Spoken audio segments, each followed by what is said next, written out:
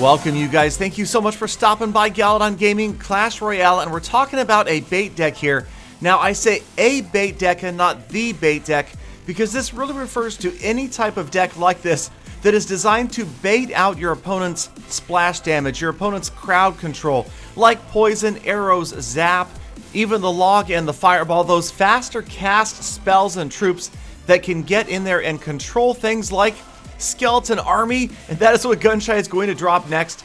And again, it's just a matter of baiting out your opponent, forcing him to use those cards that control the crowds, like the poison right there, and then using another similar card in hopes that your opponent will not be able to counter it.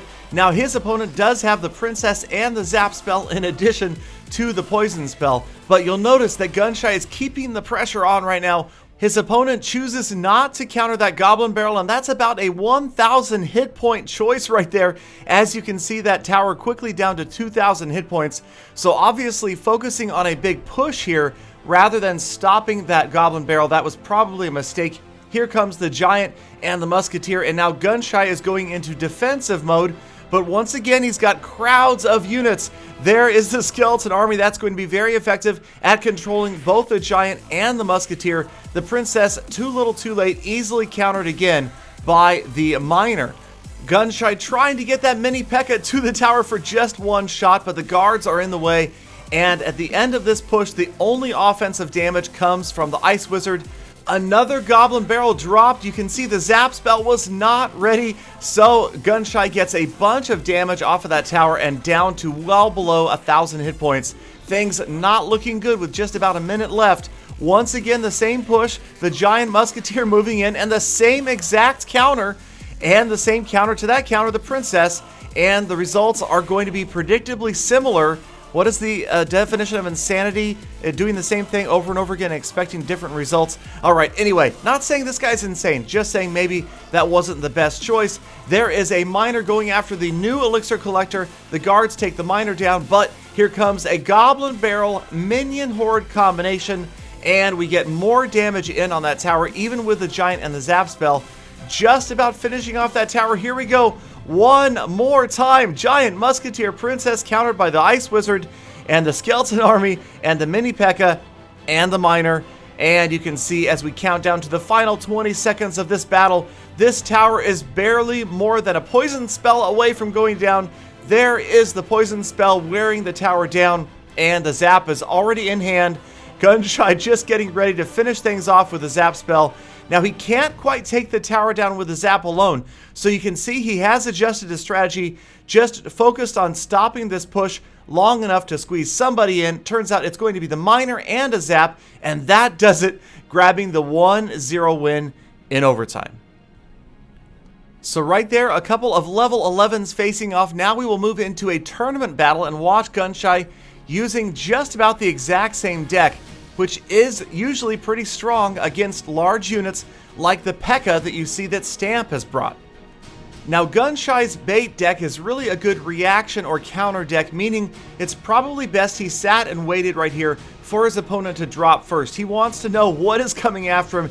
Now, he did waste a couple of elixir right here by waiting this long. He is finally going to drop the poison, but it gets great value. Check it out on 2 legendary cards and the P.E.K.K.A. and the tower. Good job. Princess goes down. The Ice Wizard is just about out of here.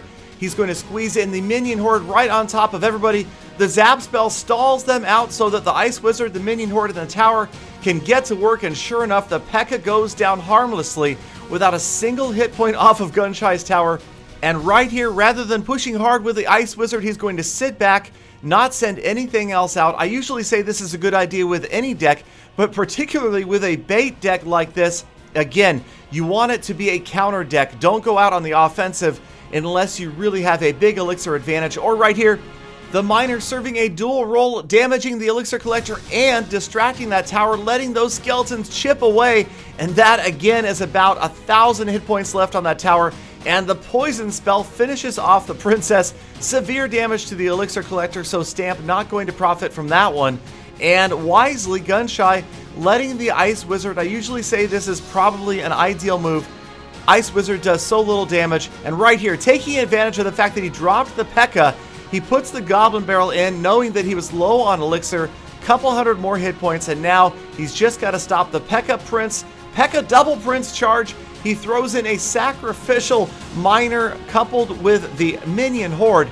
Minion Horde, a great card right here, not going to suffer any damage from all of those ground troops, and a huge P.E.K.K.A. double Prince push immediately wipes out, completely nullified.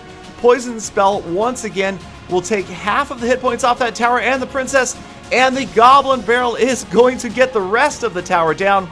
45 seconds remain, and Gunshy with the 1 crown lead. So in addition to playing this as a counter deck, picking your spots, it's also critical with any deck, but maybe especially with this one, to know your opponent's cards, to know the cycle of their cards so you know what is up and what isn't. There he loses his skeleton army to the zap spell, but the Minion Horde is right there behind to finish off that push. A late Elixir Collector from Stamp, not sure if I agree with that one.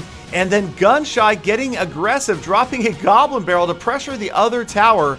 But with only 15 seconds left, it's just a matter of stopping this one last push, defending long enough to keep that tower up that was at full health. Here comes the Skeleton Army once again. Time is going to count down, and Gunshy and his bait deck will chalk up another tournament win. Now we'll move on to the next replay. This will again be a tournament battle, but this time he's facing a Sparky.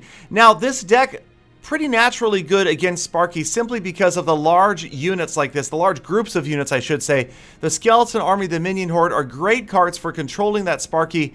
We will see as Gunshy gets ready to go underway, and again, you'll notice that Gunshy waits a long time before he drops his first card.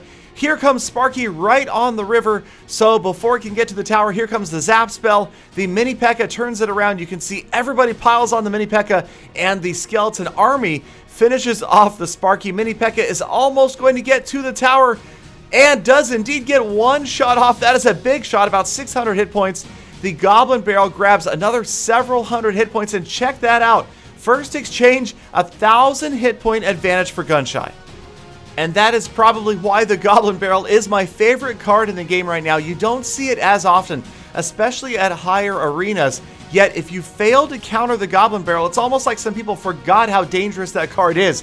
It can do a ton of damage and leave you in a world of hurt, as can the Minion Horde. Now his opponent didn't really have a card to counter with right there. He went with the Giant. The Minions and the Miner finish off that tower, and the Giant is all alone by himself. He's going to be useless. A Mini P.E.K.K.A. finishes the Giant off, and Gunshy again looking strong with 90 seconds left in this battle. The opponent, maybe just too many big cards, not efficiently using the Fire Spirit and the Zap spell, not saving them, especially in this situation. Those would be key cards to control things like the Goblin Barrel, the Minions, and of course the Skeleton Army, once again coming out and easily shutting down this push. Just over a minute left, and Gunshy now knows basically the secrets of his opponent's deck. He knows the Prince, the Sparky, and the Giant are there, and it's just a matter of spending the last minute holding him off, keeping his opponent busy. And you'll notice right here as Gunshy fends off the Knight and the Prince push, he's going to get aggressive once again, throwing the Miner in, not as a defensive unit, but after the other tower. A bold move, but it looks like it is going to pay off. He shuts down the push again, and Turd Ferguson releasing his inner rage. He can feel the frustration as he can't make any headway. Now a Goblin Barrel after that right lane tower, even with Sparky Wizard Fire Spirits moving down the lane. Once again, Zap Spell and the Skeleton Army working effectively to take down Sparky. So many small units, of course helpless against the Minion Horde. Another push completely annihilated, and now there just simply isn't time to get to that tower. Yet another insulting Goblin Barrel Miner combination on the right lane tower. The Giant, it's going to lumber there and never get there. This battle is over. Time is going to count down. The opponent, Turd Ferguson, can't get any more damage off that tower. This battle is over. Another win for Gunshy using the bait deck. Not always an easy deck to use, but rewarding when you can play it right. So let me know what you guys think about the bait deck fundamentals, the idea. Do you have other bait decks that you have used in the past successfully? Thank you guys, as always, for being a member of the #GalaFam, for subscribing, for liking, for watching these videos all the way to the end. You guys make my day every single day, and if I can make yours just a little bit brighter, then mission accomplished, and I will see you guys back here again tomorrow for more Full Attacks.